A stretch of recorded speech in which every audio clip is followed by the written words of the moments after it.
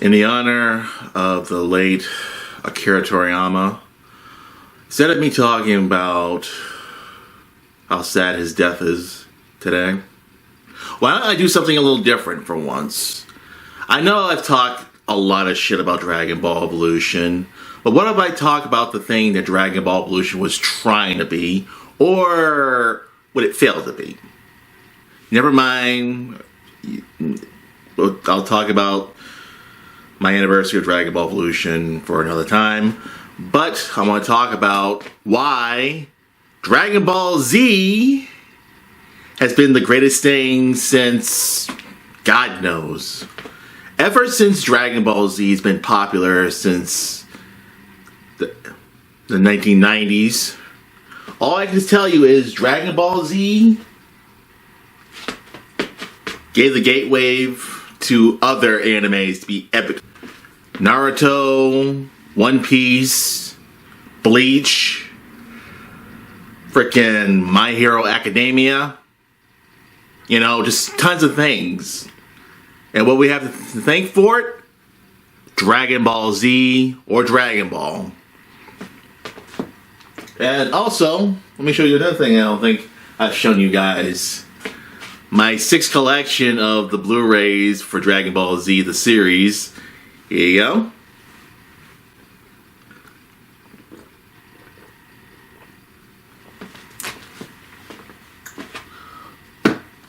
But why do you think other animes decided to copy the same type of style, epic uniqueness, and just epic stuff? All I can tell you is Dragon Ball Z is literally something that every anime wanted to be. Loud, bombastic energies, and just people bumping and grinding their teeth.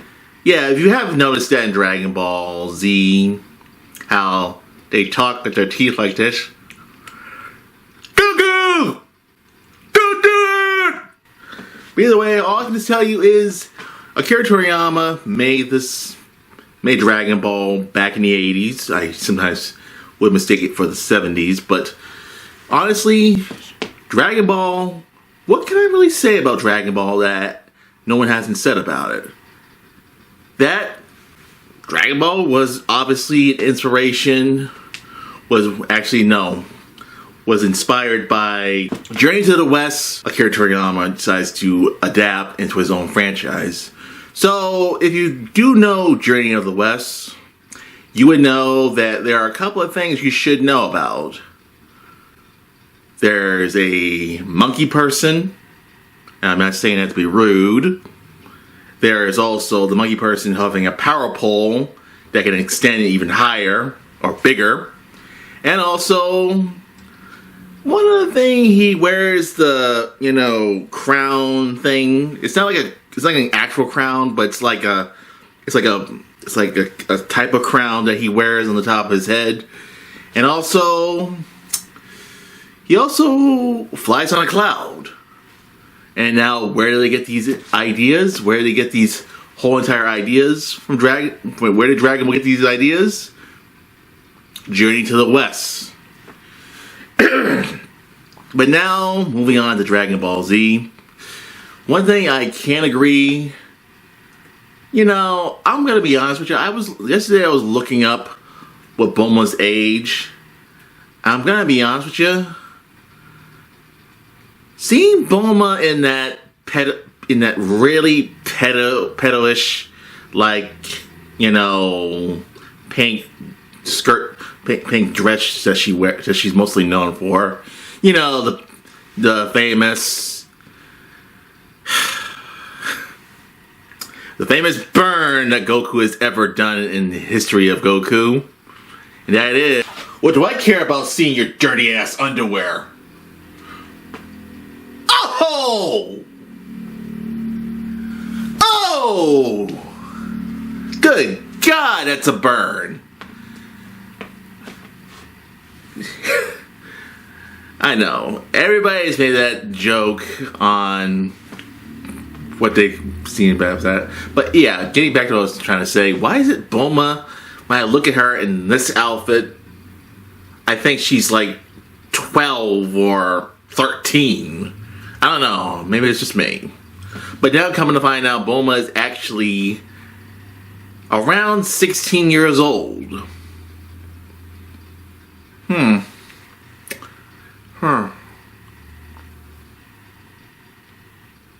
guess you can call it a good slutty outfit. But anyways, one thing about Bulma, I mean, well, I guess I can agree with maybe one of my previous friends would say, you gotta have Dragon Ball and Dragon Ball Z with Bulma. You really gotta have Dragon Ball Z or anything that's Dragon Ball related. You gotta have Bulma Briefs. I always kind of found it funny. Bulma's last name is Briefs. Oh, Briefs.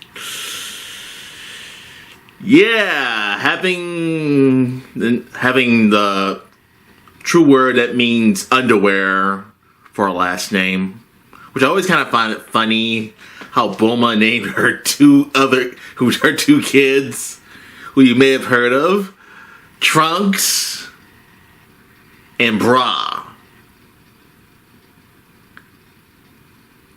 Wow. Unbelievable. Trunks Briefs, Bra Briefs. So what? Are you gonna have another kid and call them what? Freaking tighty whitey briefs? I don't know, it's just me. I don't know. That joke, Bulma's last name always just made me laugh. How her last name is Briefs. I just wanted to just get that out of my system. But either way, Goku himself. Now, one thing I want to mention about Goku, and I know I'm not saying Akira Toriyama did this bad, but I think you gotta understand that I think Akira Toriyama wrote Goku as be this brightly good character. But one thing I really want to point out, Goku seems like he's pretty much been an absent father. I mean, really been pretty absent, for quite some time. Now, of course, I could go on forever on how Goku and Chi-Chi are clearly the polar opposites. Goku, who wants to train and save the world and not be a father that's there. Chi-Chi wants her kids to grow up to not be fighters, which, hello, you are a fighter also, lady. So either way, if you were to ask me who is the worst couple who should have not been a couple, it's pretty much Goku and Chi-Chi. I mean, I'm really serious. Now let me go into more details on why I think that. Why I think Chi-Chi is kind of the worst person for Goku. Easy. Very easy.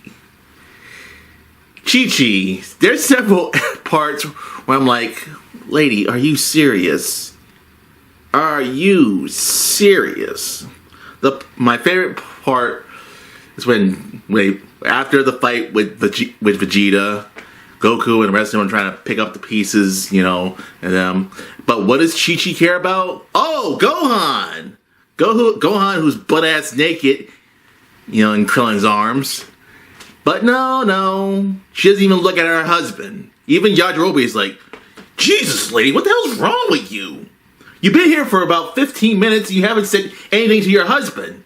Be your baby for the moment. Talk to your husband for a moment. And Chi-Chi's like, what? You gotta be kidding me. I have nothing to say to my husband. I'm like, really? Lady, really? Your husband got killed, came back from the dead, went through all this trouble of fighting Vegeta,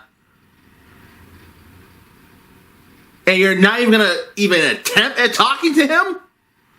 While he got the epic crap beaten out of him? Like, you're really gonna just like, no, I'm not talking to my husband right now. Like, your husband is beaten beaten to a pulp and you're not going to say shit? And also, my favorite part, I guess if you were to ask me on this part of the Blu-ray, where Chi-Chi says, you know, Gohan studies are more important than stopping the androids. So if these androids destroy the whole entire planet, where's your son going to study? Where's your son going to study? Where is he going to study at all? The whole entire planet gets destroyed, and your only concern is your son's studies? Wow.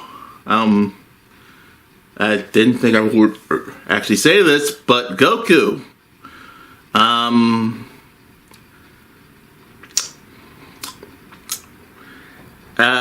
Is there any way you can get Vegeta to switch with you and switch? So yeah, is there any way you can switch Vegeta with Chi-Chi and you with Bulma?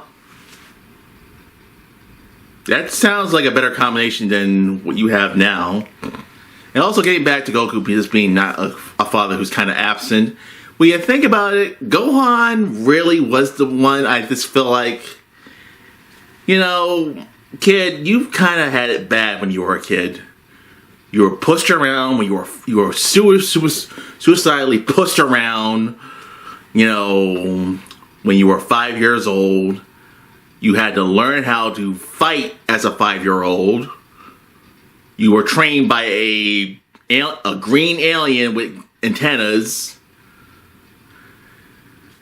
And I think the green alien with antennas was more of a father to you than Goku actually was.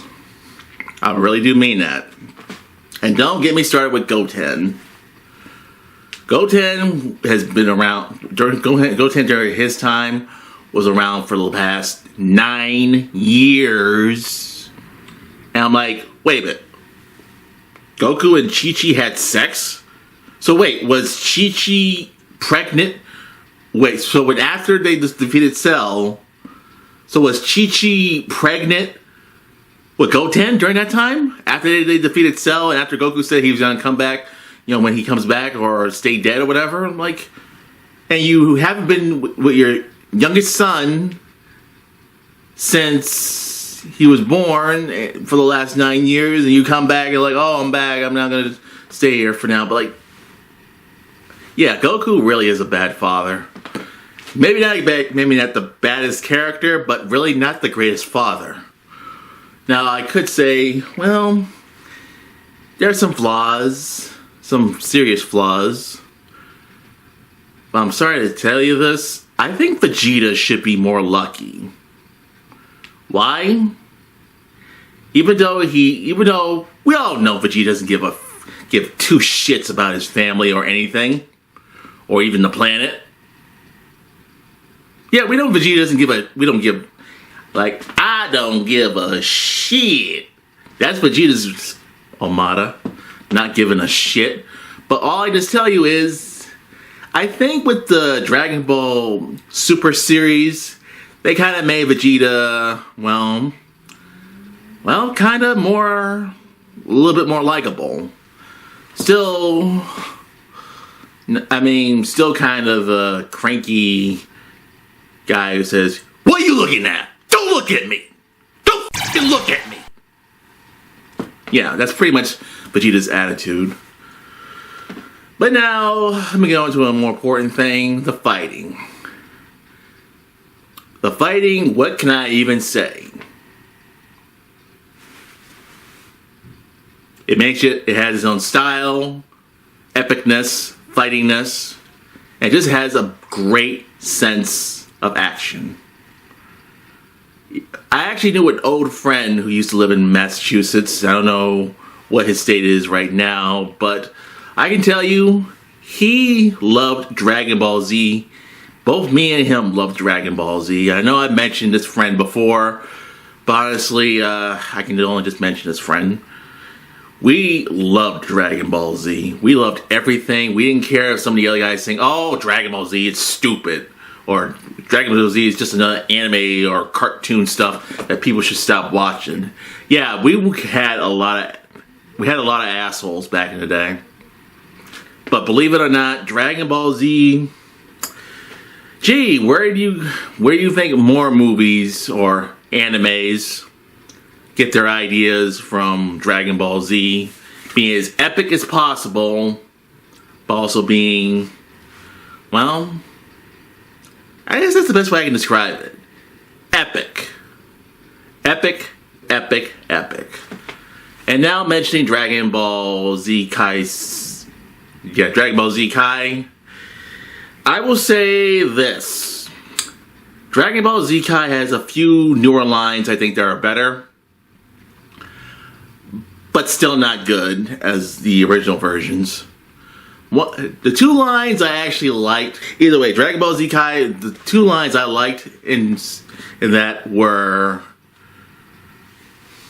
Goku line of dialogue where he says to Frieza, "I am the Super Saiyan, Son Goku!"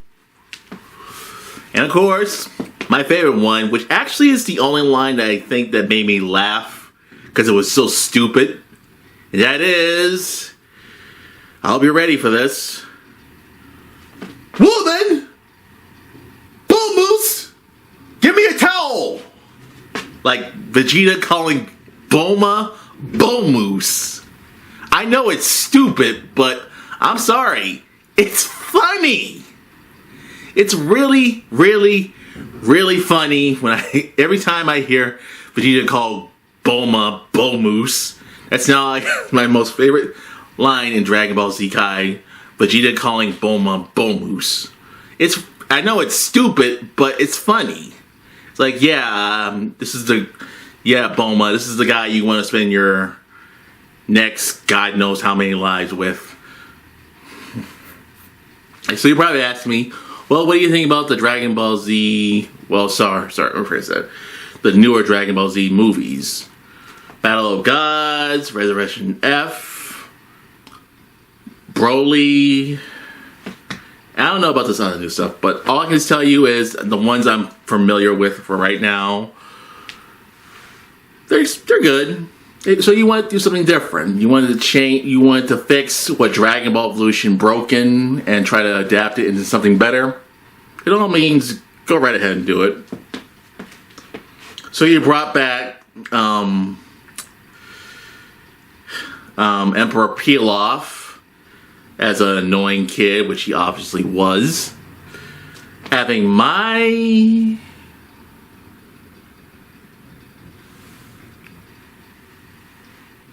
as a kid, okay, I liked my in the original Dragon Ball, but she technically is 40 years old. She technically is 40 years old in a little kid's body, having a relationship with an obviously 11-year-old boy. Part of me does think that's kind of creepy and ill-y. I mean, I don't know. Maybe it's just because, she's a little girl, so it's okay that she's a little girl now and not, even though she's technically 40-something years old in a little girl's body. I mean, it's messed up, but you can't really blame this. I mean, they wanted to create something. Or, I can say the obvious, or what I always say, cultural differences. So either way, and to end this video off, the line in Dragon Ball Super that I like a lot, that I just can't stop laughing at. Explain yourself right now. Look, I didn't come here on purpose, alright? Then why the hell are you here? Trust me, I'm just as confused as you are. Look, I didn't come all this way just to see your boobies. You're just too saggy now. What's wrong with you? Sorry, I'm going. Yeah. I haven't seen I've seen parts of Dragon Ball Super, but maybe if I find a chance to buy the Blu-ray and watch the whole entire series, or better yet, if I can make a Crunchyroll account, I'll watch Dragon Ball Super. I mean, if it's still on Crunchyroll, or if I have to get it on Blu-ray or whatever, or go on Amazon to buy it on Blu-ray, I will do it. But as of right now, Akira Toriyama, rest in peace. You've made the greatest anime of all time that inspired other animes and also other filmmakers to be more inspirational. Dorkowski's Matrix. Sorry. But anyways, Akira Toriyama, rest in peace. With that being said, that ends today's video. Verdict Spy, outro.